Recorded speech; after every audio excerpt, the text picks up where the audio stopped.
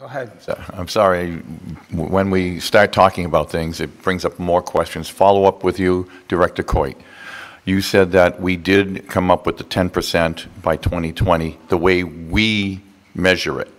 Is every state measuring it the same way? Are we an outlier in measuring it one way and all the other states are measuring it a different way where we would not have made it if we were in other states? I can't speak to all the states, but when we put together our greenhouse gas reduction plan and looked at how we would assess our progress, we did what our neighboring states were also doing, which was a consumption-based methodology of assessing emissions. So we're not an outlier. Okay.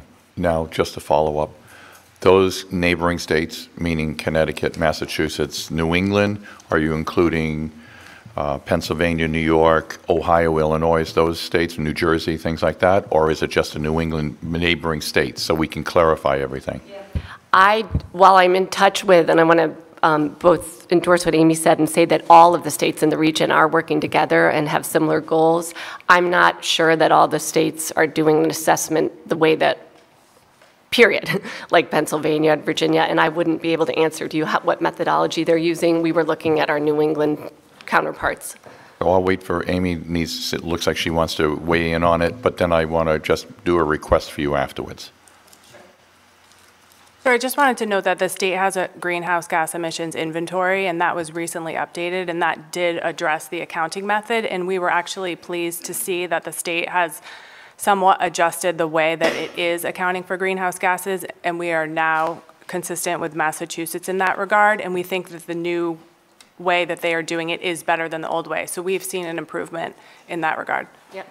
It's something that's continually being updated. We have tools from EPA, and you're looking at, did you account for things correctly? So it's not a static methodology, it's continually being updated. Okay, so now the request. You said you're in a group of DEM directors from around the region and that.